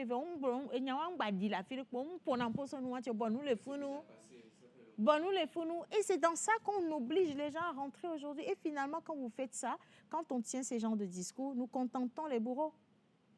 Nous contentons les bourreaux. Je pense qu'il faut laisser les gens parler. Il faut laisser les gens parler. Moi, j'ai assisté à un enterrement où le fils aîné du papa qui est décédé n'a pas approché la dépouille, mais il a dit à ses oncles qu'il veut leur parler. J'y étais. Et qu'est-ce que monsieur dit? Il dit que sa femme a accouché. Son papa était dans une autre ville. Et il a envoyé l'enfant et le bébé. La femme et le bébé. Pardon. La femme et le bébé pour aller passer quelque temps chez son père. Et ils sont partis. À leur retour, la femme lui a dit que son beau-père a abusé d'elle. Wow. Donc ça a été dit comme ça en famille. Le jour de l'enterrement. Le jour de l'enterrement. Mais il en a vraiment souffert parce qu'il pleurait. Il pleurait à chaudes larmes. Il disait, voilà ce que mon père a fait. Mais qu'après ça, lui n'a plus jamais couché avec la femme, il a laissé la femme. Oui, parce que ça a des retombées spirituelles et aussi dans la voilà. région. Donc, bon, je trouve que c'est normal qu'on laisse les gens parler. Mais il faut dire, si ça s'est passé dans une famille, que je suis une fille, et une fille dont son père a abusé, il faut qu'elle parle. Il faut qu'elle dise ça à certaines personnes. Il faut qu'elle parle. C'est laisser parler. Maman Suzanne, c'est laisser les gens s'exprimer. On devrait les laisser parler. Les gens ne s'expriment pas. Les gens sont brimés. Qu'est-ce qui se passe? Beaucoup de gens aujourd'hui ne savent même pas qu'on a des psychologues au Togo, qu'on a des psychologues en Afrique. Pourquoi? Parce qu'on a peur du jugement. On a peur de ce que les gens vont dire. Des gens sont à côté de nous qui traversent des choses et beaucoup de suicides. On a beaucoup de cas de suicide à cause de ça. Parce que les gens n'osent pas ouvrir la bouche pour dire ceci est arrivé. C'est un très grand traumatisme. Parce que oui, quand mon père me viole, je suis vraiment confondue. Qui j'appelle père? Qui est mon amant? Je suis la personne, cette fille-là sera complètement confondue. C'est un flou total. Voilà, sa vie est complètement bousillée. Donc il faut qu'elle en parle. Dans le processus de pardon, la parole a toute sa place. La parole, elle a toute sa place. Déjà, identifier ce qui nous fait mal. Quel que soit le nombre d'années, identifier ce qui nous fait mal. Et maintenant, travailler sur la manière de pardonner. Parce qu'il y a différentes manières d'arriver au pardon. Ce n'est pas seulement qu'on te dise, c'est arrivé il y a 2 ans, tu dois laisser passer derrière. Ce n'est pas seulement qu'on te dise, il faut pardonner parce que le pardon te fait du bien. Oui, je sais, je continue. Et ça, je veux répondre à Sagat. Je sais que le pardon va me faire du bien. Mais le pardon n'est pas automatique. Un téléspectateur a envoyé un message et le pardon n'est pas automatique. Le pardon n'est pas un bouton qu'on actionne, qu'on appuie et puis ça s'active. C'est tout un process. C'est-à-dire le temps que ça a pris à ta tête d'encaisser quelque chose, d'enregistrer cette chose, il faut du temps pour que tu puisses aller delete, que tu puisses aller effacer ça. Mais aujourd'hui, on n'a pas ça. Je connais une jeune fille qui a un gros problème avec un membre de sa famille. C'est quand elle est venue au monde, le papa n'en voulait pas. Il a demandé, voilà, c'est terminé, je ne veux pas de toi, je ne veux pas de cet enfant, fais ce que tu veux, c'est ce qu'il a dit à la maman, fais-en ce que tu veux, si tu veux, tu avortes. Déjà ça, parce que la plupart du temps, on pense que le bébé qui n'a pas entendu ce genre de paroles n'est pas marqué par cette chose. L'enfant, en grandissant, je ne sais pas ce qui s'est passé, a entendu cette histoire d'un membre de la famille, comme quoi son père ne voulait pas d'elle. Et ça a constitué une profonde blessure pour cet enfant. Des années après, elle est devenue une femme. Et ce père qui revient gaillardement et qui se rend compte que sa fille n'est pas très ouverte, elle n'est pas très close, elle n'est pas très disponible pour lui. Et ce papa qui s'offusque parce que son enfant n'est pas disponible pour lui et qui lui fait des histoires parce que l'enfant n'est pas disponible. Et dans la famille, vous entendez des gens dire à cet enfant, cette histoire est passée, non? Laisse passer, non? C'est quoi? C'est fini, non? Tu as grandi maintenant, non? C'est quoi le problème? Il est revenu, non? Il dit qu'il est désolé et puis ça s'arrête là. Et la fille, elle dit non. C'est vrai, j'ai grandi, mais ce n'est pas facile. Et quand vous imposez ça aux gens, est-ce que vous imaginez que vous doublez les blessures? Vous brisez les gens? On a le droit de dire, on a le droit de dire j'ai mal. On a le droit de dire ça me brise. On a le droit de dire ça m'a fait mal. Même de pleurer devant la personne qui vous a fait mal. On veut juste faire comprendre à la personne que ce que tu m'as fait m'a détruit. Il faut le dire avant. Sauf si c'est moi qui ne comprends pas le processus, monsieur le psychologue. J'ai une question, si tu permets. La table, sinon. Un cas Vous parlez pratique. plus. Un cas pratique pour mon grand frère Sagat. Dans la recherche et l'approche de solutions, peut-être que quelqu'un va se retrouver dedans, mais je demande d'abord la permission parce que c'est un cas extrême. Et comment on le dit, quand quelque chose n'est pas dans les normes de la tradition, immoral, c'est quelque chose de très immoral. Je ne sais pas si je peux en parler. Vas-y, Ok. en choisissant bien les mots, oui. D'accord. Parce qu'il ne faut pas choquer non plus. Du tout, surtout pas. Alors, j'ai un ami que j'ai connu étant pas hétéro. Et dans nos échanges, un jour, j'ai commencé par lui parler de Dieu, de la Bible, d'un certain nombre de choses. Et je ne sais pas ce qui s'est passé. Et il s'est ouvert. Et il me dit que c'est la première fois que lui va raconter cette histoire à quelqu'un depuis plus de 10 ans que ça s'est passé. Il dit que son père était comptable dans les systèmes internationaux. Donc, il voyageait énormément. Et donc, il exigeait toujours que maman soit avec lui dans ses voyages. Donc, ce qui fait qu'on les laissait seuls à la maison avec leur tante. Et leur papa avait un meilleur ami qui venait les voir à la maison de temps en temps. Est-ce que tout va bien? Et tout ça, c'est le meilleur ami de papa. Il est un peu comme le papa par substitution. Le deuxième papa de la famille. Voilà. Donc, le deuxième papa de substitution, le meilleur ami donc, du papa, vient de temps en temps, il dit « Ah, je vous fais sortir. On vous fait sortir, on fait sortir tout le monde. On ramène tout le monde à la maison. Et toi, le grand frère, à l'époque, qui avait 9 ans, on te ramène à la maison de l'autre côté. » Et ce monsieur avait donc des relations bizarres avec l'enfant de 9 ans. Et donc, il dit que de toute sa vie, il n'a connu que la sexualité comme ça. Et ça a duré. Il dit qu'il savait que c'était bizarre, mais il avait peur de le dire. Ouais. Donc, ça a duré de ses 9 ans jusqu'à ce qu'il n'ait 14-15 ans. Vous imaginez? Ouais. Et un jour, maintenant, ses parents le découvrent comme ça. Il a explosé, voilà, il a dit. Et vous savez ce qui s'est passé? Ses parents l'ont accusé que c'est de sa faute. Vous voyez? Vous voyez? Que c'est parce que... Vous voyez? Parce qu'il n'a rien dit, parce qu'il appréciait ça, c'est pour ça qu'il n'a Vous rien voyez? dit. C'est tout ça qui fait que les gens ne peuvent pas s'ouvrir. C'est tout ça qui fait que les gens ne peuvent pas s'ouvrir. Et vous voyez, cette personne, dans son choc, va choisir une sexualité qui n'est pas admise aujourd'hui, tu vois. Ce sont ces genres de réactions que nous avons face aux blessures des gens qui font que les gens ne peuvent pas s'ouvrir. Et ce monde ne fera que se porter plus mal au quotidien. Et il m'a dit le jour-là que lui s'est dit, si ses propres parents n'ont pas pu le protéger et ont pu être hypocrites avec lui, c'est le terme qu'il a utilisé, que lui s'est juré qu'à partir de ce moment-là, lui sera hypocrite avec tout le monde. Lui ne va plus s'ouvrir, il ne va plus montrer ses réels sentiments. Et tenez-vous bien, il y a quelques années, sa mère est décédée. il n'a pas mis pied à l'enterrement. Vous voyez? Et toute la famille, voilà, on lui a tiré dessus. Ta propre Encore, mère encore. qui décède, tu ne viens pas, tu ne te pointes pas. Voilà. Donc, quelqu'un comme ça, comment on peut l'accompagner dans son processus de guérison? Parce qu'il est resté blessé jusqu'à aujourd'hui.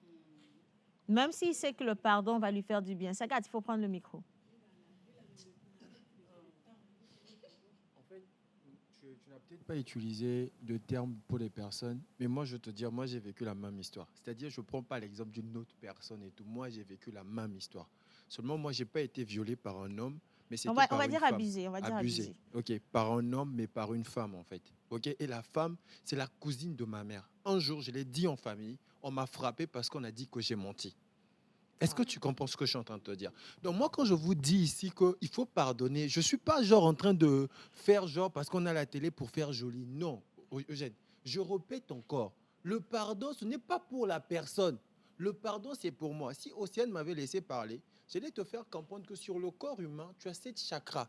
Et à chaque fois qu'un chakra n'est pas fonctionnel, ça constipe ta vie, en fait. Alors, la personne, si vous voulez, la cousine de ma mère, jusqu'à aujourd'hui, moi, je n'ai jamais parlé de cette histoire-là. Hein. La cousine de ma mère a abusé de moi. Eugène, tu veux quoi? À chaque fois que je suis, par exemple, en face d'Océane, que je puisse penser à ce mal. Ou bien que je puisse décider de, OK, d'accord, elle a abusé de moi, je laisse tomber. Je pardonne et j'évolue. C'est dans cette dimension-là que moi, je suis en train de nous emmener. Je ne suis pas en train de rabaisser la douleur.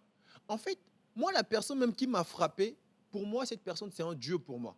Mon oncle, c'est un Dieu pour moi, en fait, jusqu'à aujourd'hui. Tu prends mon père, tu déposes mon oncle, je te prends mon oncle. Mais lui qui est censé, je le vénère, lui qui est censé au moins m'écouter, il m'a frappé devant tout le monde pour me dire que je suis en train de mentir. Je te promets que je me suis renfermé. Quand je parle de blessures, moi je connais les blessures.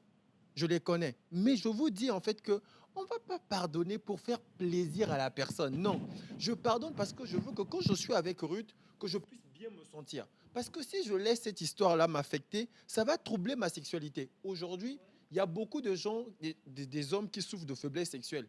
Vous pensez que c'est juste l'alimentation. Il faut leur demander leur vie du passé. Alors, est-ce que je veux avoir une sexualité troublée parce qu'une personne troublée m'a troublé? C'est ce que je suis en train de vous dire, en fait. Oui, Vous voyez, et Sagat, ma question. Sincèrement, je suis désolée. Je suis désolée de non, moi, je suis l'écouter. à l'aise avec. Hein. Oui, Franchement, moi, j'ai dépassé ça. Ça reste Non, que c'est franchement, un choc. non, c'est même pas, Maintenant, c'est même pas un séquel. ma question, combien de temps, Sagat, ça t'a pris pour que l'acte de pardon soit effectif? Parce que ça n'a pas été automatique, ça n'a pas été automatique. Sagat. J'étais qu'un enfant en plus. Hein. Genre, moi, je devais avoir quelque chose de 9 ans, 10 ans, en fait, quand elle me faisait ça tout le temps. Tu vois un peu, tout le temps. Même après qu'on m'a tapé, elle a continué à faire. Tu vas faire quoi? Mais bien sûr, tu vas faire quoi? Parce que son entourage... Personne ne te croit. Mais justement, elle va faire quoi, en fait? Tu vois un peu. Donc, moi, j'ai subi ça. Je connais ça, en fait. Mais du coup, moi, j'ai accepté de pardonner. Aujourd'hui, moi, je bénis la providence d'avoir connu le développement personnel, la spiritualité et tout ça. Et j'ai dépassé ce truc-là. Moi, c'est vraiment pour la personne. En fait, je n'excuse pas ma tante, si tu veux. Je ne l'excuse pas parce qu'elle était adulte. Elle savait ce qu'elle était en train de faire, en fait.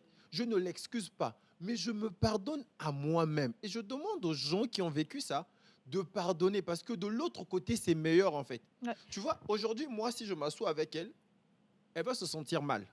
Mais je te jure, Océane, moi, je vais me sentir à l'aise, quoi. Genre, tranquille, quoi, léger, quoi. Ma seule question, il a fallu combien de temps, Ça m'a pris beaucoup de temps. Ça m'a pris beaucoup de temps. Mais je ne te compte pas le nombre de jours et de nuits que je suis en train de reprogrammer mon cerveau et tout ça. Justement, mais moi, c'est ce que je dis aux gens, ça va prendre du temps. Mais accepte de commencer le processus. C'est ce que je suis en train de dire. Je ne suis pas en train de banaliser la douleur. Jamais je ne ferai ça. Même tu fais à quelqu'un. Quand la personne vient me voir, mais on va te dire, non, tu as juste fiesté la personne. Mais tu ne sais pas comment est-ce qu'elle a vécu ça. Ouais. Elle a le droit de dire que ça lui a fait mal. Elle a le droit de manifester sa douleur. Elle a le droit. Mais ce que je demande à la personne, après avoir manifesté ou encore dans ta manifestation, j'aimerais qu'un jour, que tu puisses passer à autre chose, en fait. Parce que si tu ne fais pas ça comme ça, non seulement ça va t'empêcher d'être heureux, mais ça aura un impact direct sur ta famille, sur toutes tes choses. Et alors, Sagat, quel est le process? Parce que depuis tout à l'heure, on parle de la blessure, on parle du mal, ce qu'on ressent, mais on commence par où pour guérir? On commence par l'acceptation. On commence par... Dans tous les livres, Vous allez voir qu'on va vous dire, commencez déjà par accepter que vous avez été blessé, en fait. OK?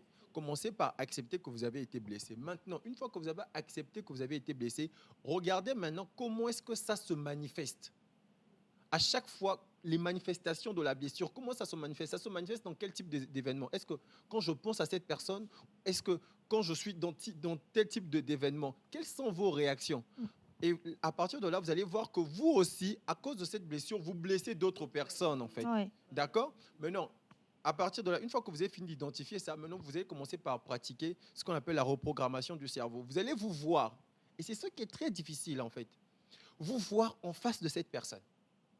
Revivre la scène, n'évitez pas ça, revivez la manière dont on est en train d'abuser de la personne, revivez ça. Maintenant, observez votre cœur de sorte à ce que votre cœur ne soit pas constipé, ne soit pas... Vous savez, ce que je suis en train de vous dire, c'est que quand on parle de blessure actuellement, Océane, moi j'ai atteint une dimension avec beaucoup d'humilité. Quand je suis avec une personne, je peux sentir l'état de son cœur et le ressentir sur moi. Quand on parle même de blessure sur le plateau, je peux ressentir l'état du cœur de la personne. Et quand on est en séance avec la personne, je peux dire à la personne, non, là, tu n'as pas encore pardonné. Parce que quand j'aborde le sujet, je sens comment est-ce que ton cœur... Et je lui dis même là où ça se situe exactement. Je lui dis, tu as mal ici. Et moi, je vois ça, je me dis, jusqu'à quand la personne va continuer par porter cette douleur? Donc, on l'emmène à voir la douleur là. On l'emmène véritablement. On n'évite pas ça. Accepte ça, vois la douleur. Mais veille à ce que ça ne puisse pas étouffer ton cœur, en fait. Et lâche. Comment je veille, Sagat? Comment En fait, je veille? ça c'est mon travail. Dans l'exercice, en fait, on va pratiquer les exercices de respiration pour t'emmener dans ce qu'on appelle des zones θ. OK? Les zones θ, tu es totalement abandonné comme un enfant, en fait. Et à partir de là, maintenant, on commence à te dire des choses et tout. On commence à te ramener dans des moments beaucoup plus heureux. Et donc, tu seras en mesure de voir la situation sans pour autant que ça puisse t'affecter. Déjà, une fois que tu visualises, quand tu seras en face de la personne, je te promets que tu verras que ça va aller très vite. En fait. Il y a une personne qui a dit que tout à l'heure, tu as parlé d'un livre. Si déjà on veut identifier le mal on nous a fait, est-ce qu'il y a un livre, par exemple, qu'on peut lire qui nous mette face au miroir? Oui, les 5 blessures qui nous empêchent d'être soi-même. Les 5 blessures qui nous empêchent d'être soi-même. C'est écrit par Louise Bourbeau. C'est je vous assure, un très très bon livre en fait. Même pour des personnes les qui ne 5 sont pas blessures. blessées. Ouais. Même quand tu te dis que non, moi je suis pas blessé, j'ai rien, va d'abord lire le livre.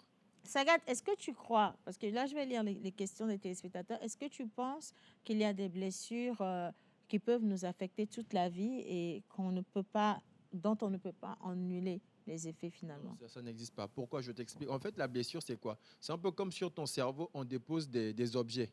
OK? On dépose des objets, c'est une blessure en fait. Donc, du coup, sur la table, je peux par exemple décider de retirer ton téléphone. Je peux décider de retirer ceci. Donc, le jour où moi, je décide par exemple de retirer une douleur, il y a un processus pour ça. Je vais juste retirer et puis tu vois que ça passe en fait. Ça passe. Vraiment, je ne sous-estime pas la douleur des autres. Hein. Tu sais, la dernière fois, j'étais au téléphone avec ma mère. On a fait environ 1 heure de temps. Parce que moi, je n'appelle pas vraiment ma mère. Océane, ma mère m'a dit non, mais franchement, je bénis la providence pour ta vie. Si je explique tout ce que ma mère a eu à me faire, vous aurez dit, mais qu'est-ce que tu l'as fait en fait? Mais aujourd'hui, moi, j'ai accepté de pardonner.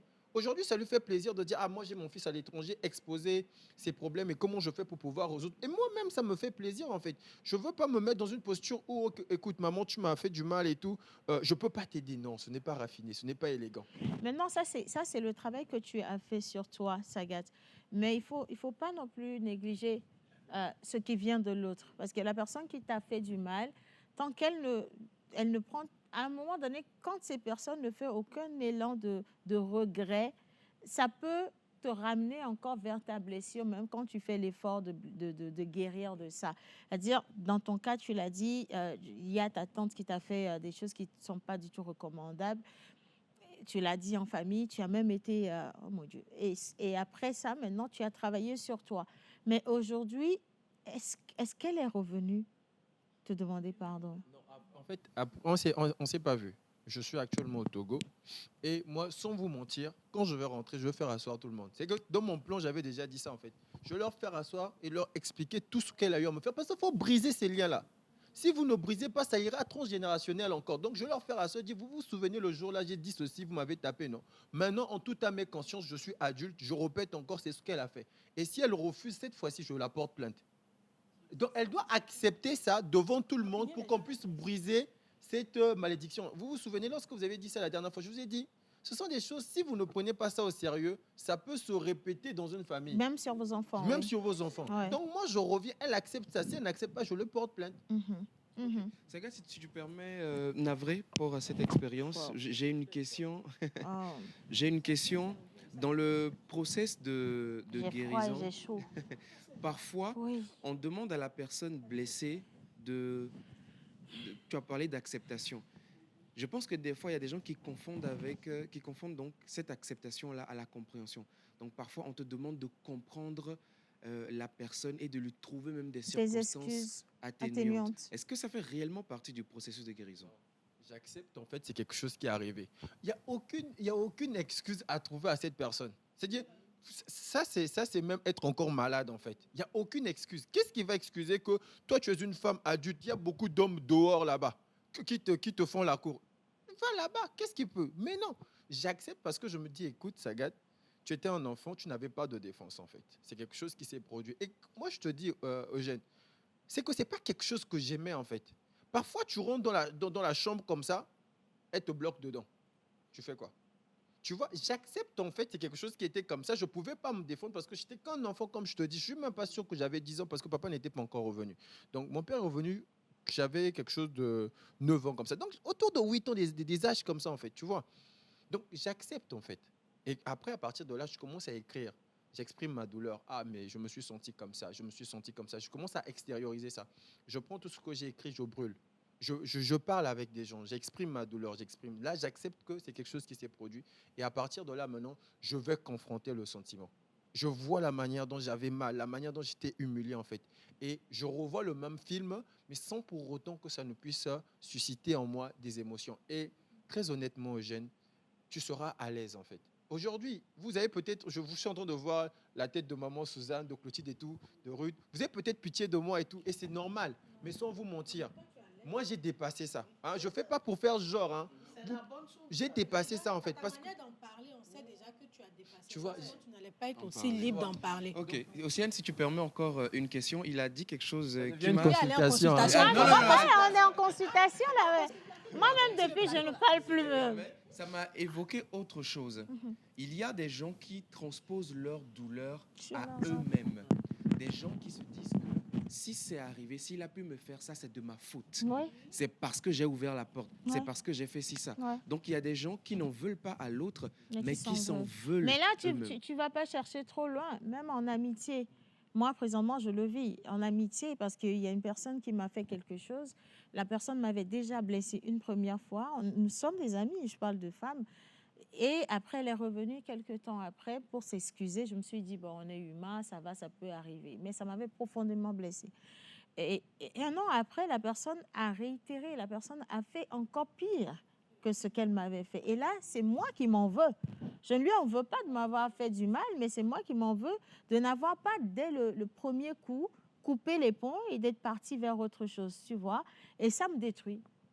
Et donc, c'est pour te dire, c'est pas seulement dans ces liens-là, mais même sur l'amitié basique, on culpabilise d'avoir trop laissé faire, tu vois. Est-ce que là, le process de guérison est le même? En fait, le process, il est le même. Mais non, on pense que généralement, le process, il est le même. On pense généralement qu'on pardonne toujours à l'autre. Non, on peut se pardonner à soi-même. C'est ce que j'étais en train de dire. Par exemple, dans le comprendre le fait, je peux me pardonner à moi-même, pardonner parce que j'ai ouvert la porte, mais je ne me suis pas en fait protégé. J'ai pas mis les barrières en fait. On se pardonne à soi-même aussi. Ouais. Se On peut se pardonner pardonner à soi-même. Il faut lire le livre Petit traité de vie intérieure, écrit par Frédéric Lenoir-Serre. Les livres, là, non, je crois qu'on va venir avec. Là, aujourd'hui, ce n'est pas une émission de débat, c'est thérapie. On parle du process. Donc, la première étape, Sagat l'a dit, c'est revivre la chose. Mais revivre la chose, Sagat, ce n'est pas aussi facile. On est d'accord? Ce n'est pas facile. C'est pas facile. Est-ce que ce process, on peut le faire seul? Parce que là, on est en train de parler, les téléspectateurs sont en train de noter, et je te promets que le nombre de messages que j'ai reçus, il y a trop de gens qui ont trop de choses sur le cœur. Mais comment on fait ce premier process? Si tu ne sais pas retourner dans ce qui t'a brisé, tu peux même devenir fou. Tu es d'accord avec ça? Donc, comment tu fais? Tu es dans quelle prédisposition? Moi, j'ai Ce que tu as dit tout à l'heure, que les gens ne savent même pas qu'il y a les psychologues qui existent. Il faut aller voir les psychologues. Ils ont des techniques et tout. Tu sais, de la même manière que il y a une personne qui va préparer à Imolo, il y aura un autre goût et tout. Il y a toujours des petites recettes que les personnes vont pouvoir donner. Moi, quand je suis en thérapie avec une personne, que je l'emmène en fait à vivre, je sens que là, ça devient trop intense, j'arrête. J'arrête en fait. Océane, j'ai vu des directeurs de banque comme ça, maman Suzanne, pleurer. Directeur de banque, c'est-à-dire tout puissant la banque et tout, sur le canapé en train de pleurer. J'ai vu des directeurs, oui, j'ai vu c'est-à-dire des aînés que les gens vont voir, vont craindre et tout. Après une méditation, une séance comme ça, le gars, il a dormi comme un bébé. Parce qu'il en avait besoin, en fait. Tu vois un peu. Donc, chacun avec son travail, chacun avec la compréhension qu'il a de certaines choses. Donc, moi, je leur conseille d'aller voir des spécialistes. Ils vont les emmener. Quand ils vont sentir que c'est comme des médicaments, la dose, elle est trop forte, ok, on réduit, on réduit, on réduit, on réduit, on réduit. Tu sais, parfois même, il y a des gens qui viennent, ils savent qu'il ne va pas bien, mais ils ne savent pas, là encore, c'est très grave, qu'est-ce qui ne va pas dans sa vie. Oui, c'est vrai. C'est vrai. C'est vrai. Ça, c'est vraiment... C'est vrai, mais ça vient du déni. Ouais. Je crois que ça vient du déni. C'est-à-dire que tu as vécu quelque chose pour pouvoir continuer à vivre avec la chose. Tu l'as effacé de ta mémoire. Ça vient du déni. Ça vient du déni. Le cerveau s'en occupe pour toi. Oui. Mais Bon, tu sens qu'il y a quelque chose. moi j'ai connu ça, Sagat. Et comme on est en train de partager les expériences personnelles, moi, je vais vous dire, moi, j'ai connu ça il y a peut-être 3 ans. J'ai fait du déni d'une grosse partie, une grosse période de ma vie parce que les choses que j'ai traversées étaient vraiment très, très difficiles. Et c'était mon arme. Avant, quand je vivais quelque chose qui me blessait, je faisais du déni. Ça n'a jamais existé et puis la vie continue. Mais un jour, enfin, un beau matin, je me suis levée et j'ai commencé par me poser des questions. Océane, pourquoi tu n'es pas à ce niveau? Pourquoi tu n'as pas fait ceci? Pourquoi tu n'as pas réalisé ça? Et dans mon questionnement, je me rends compte que je n'étais pas heureuse comme je le voulais. Tu vois? Mais je n'étais pas en thérapie. Hein. Je me questionnais juste. Ça aurait pu venir d'un film que j'ai vu ou de quelqu'un qui m'aurait dit une parole, un truc, je ne sais même pas c'est quoi le déclic. Je me suis posé cette question et ça gâte. Le lendemain, je suis tombée direct dans une dépression qui a duré plus de 6 mois. Une vraie dépression qui a duré plus de 6 mois. Et cette dépression, c'était la pire parce que je rentrais à la maison, je m'enfermais dans mon bureau et je pensais tout le temps, il faut que tu arrêtes, cette vie n'en vaut pas la peine, il faut que tu stoppes, cette vie n'en vaut pas la peine. J'ai vécu ça pendant pratiquement 6 mois. Et c'est dans cette période que j'ai écrit mon autobiographie. Et c'est en écrivant que j'ai trouvé le moyen de déverser. Et je promets que c'est dans l'écriture que je réouvrais les tiroirs. Et les choses que j'avais effacées de ma mémoire sont revenues comme ça. Et j'ai revu tout. Mais je me suis dit, la douleur que ça peut constituer. La douleur que ça peut constituer.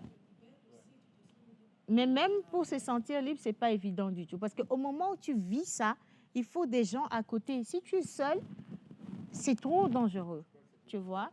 C'est trop dangereux. Donc oui, c'est pour ça que je dis, le déni, ça t'emmène à ne même pas savoir ce qui te fait mal. Le déni, ça t'emmène à ne pas savoir pourquoi tu te sens mal quand il faut aller dans un entretien d'embauche. Tu te sens mal. Il faut aller dans un entretien, tu penses que tu as les aptitudes, mais quand tu t'habilles le jour J, tu te sens très lourd. Tu te dis, est-ce que j'ai le droit d'aller là-bas? Est-ce que si, est-ce que ça? De la même manière, quand tu te retrouves dans ton foyer, il y a beaucoup de femmes aujourd'hui qui ont la capacité de lancer des activités. Leurs maris leur disent, vas-y, fais-le, j'ai confiance en toi. Mais elles se sentent très lourdes. Elles n'osent pas. Elles ne savent même pas pourquoi elles sont comme ça. Il y en a qui pensent que c'est spirituel. Dès qu'on cherche une excuse, on ne trouve pas. On dit que la chose est spirituelle. On dit que c'est un diable quelque part.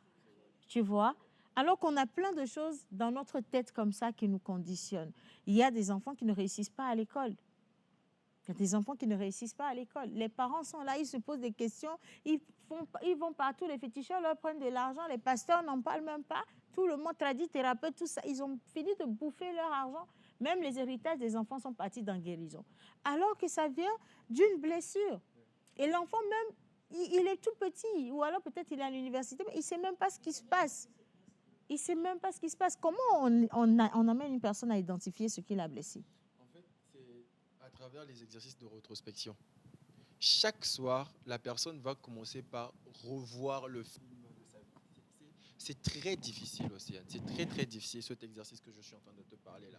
Mais une fois que la personne est disciplinée, le cerveau va ouvrir ces tiroirs-là pour l'emmener, pour lui dire, bah, écoute, tu vois, c'est à partir de ce moment-là, en fait, que tout a chamboulé. C'est à partir de ce moment-là que tout a chamboulé. Et surtout, par exemple, si la personne se fait accompagner, on peut lui poser 2-3 petites questions qui vont l'emmener jusqu'à ce qu'elle va identifier. Moi, j'étais en thérapie avec une dame qui me dit que à chaque fois qu'elle est au milieu des riches, des personnes nanties, elle se sent mal.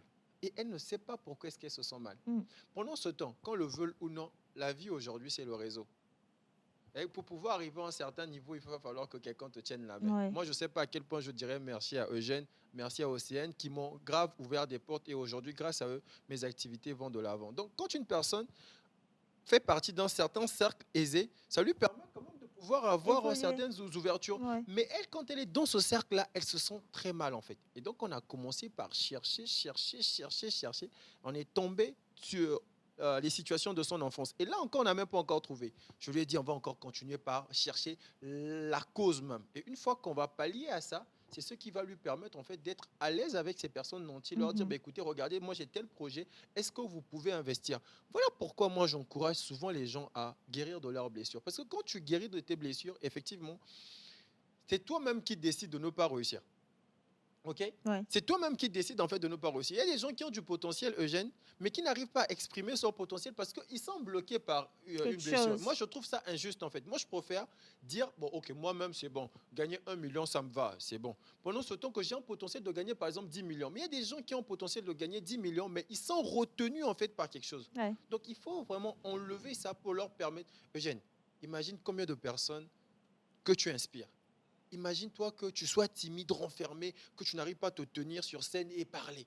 Je te promets que à l'académie, Eugène c'est la star, Océane c'est la star. C'est-à-dire, et je dis ça souvent aux gens, le travail que tu fais sur toi, ce n'est pas que pour toi, C'est Océane. pour les autres. C'est pour les autres en fait.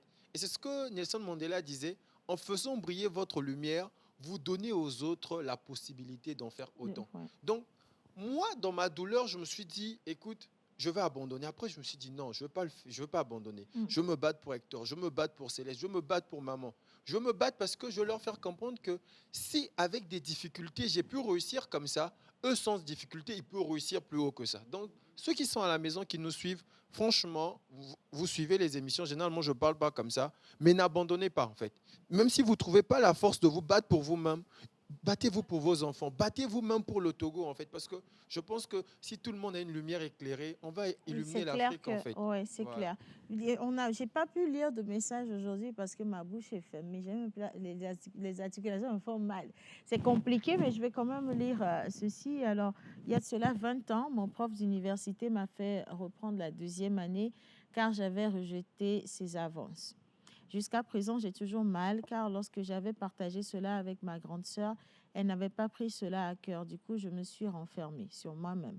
Cela me fait jusqu'à présent mal à chaque fois que je m'en souviens, malgré que ce dernier soit décédé. Et c'est un message qui nous vient d'Apaon.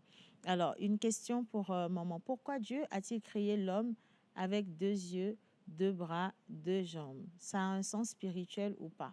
C'est vrai que ça nous détourne totalement. Et est-ce que vous ne voulez pas plutôt laisser ça pour le prochain débat, maman Suzanne?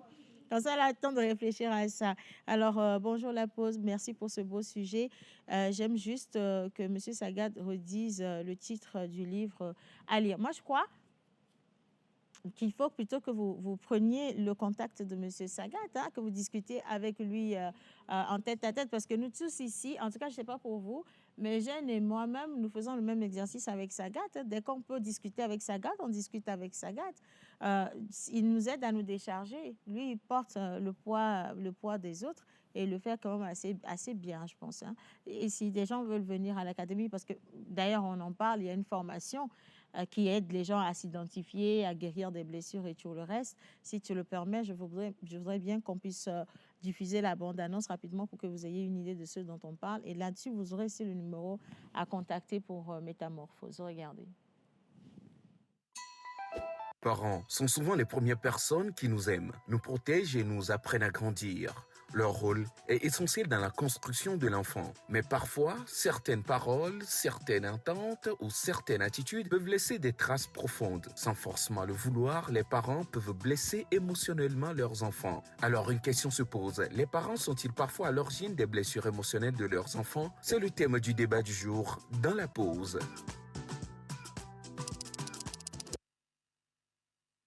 Ah non, non, la plage publicitaire. Plage pub.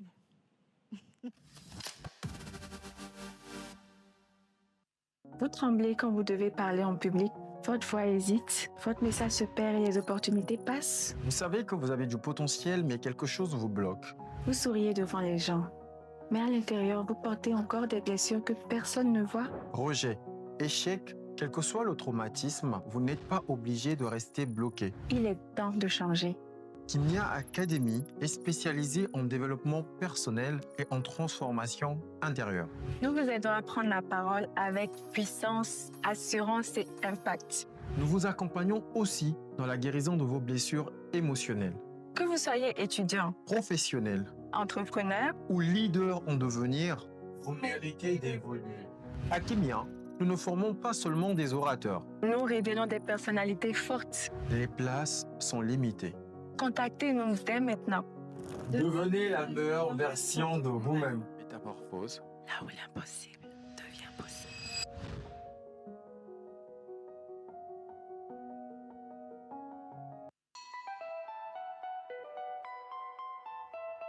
Avez-vous besoin d'une pause qui inspire, d'un moment qui vous informe, qui vous divertit ou qui vous connecte? Du lundi au vendredi à 11h, retrouvez la pause, votre rendez-vous quotidien sur la télévision togolaise.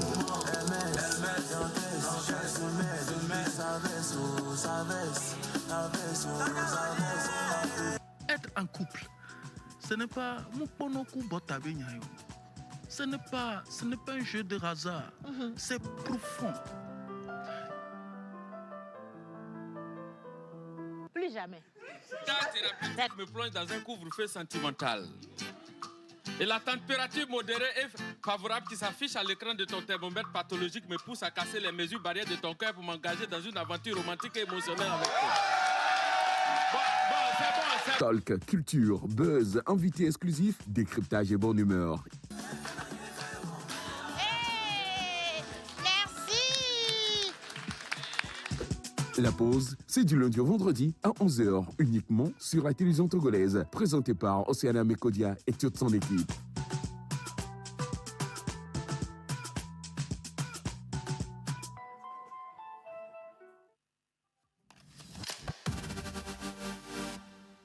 Vous êtes toujours avec nous sur la chaîne nationale. Aujourd'hui, émission spéciale, je vais dire. On avait commencé bien, hein, et puis on est arrivé à ce niveau-là. C'est quand même assez lourd. On parle des blessures des blessures émotionnelles et de la guérison de ces blessures. Le pardon à accorder. Quand est-ce qu'on accorde le pardon? Comment ça s'accorde également le pardon? Et le pardon, il est d'abord pour soi-même. Mais avant quand même de clôturer cette émission, moi, je pense qu'il serait intéressant aussi d'emmener les personnes qui font du mal à comprendre qu'elles font aussi du mal. Parce que nous pouvons guérir, nous pouvons travailler sur nous, mais les méchantes personnes continuent de créer des victimes au quotidien. Et toutes les victimes ne font pas l'exercice d'annulation de ce qui les a blessés et deviennent des victimes pour d'autres personnes.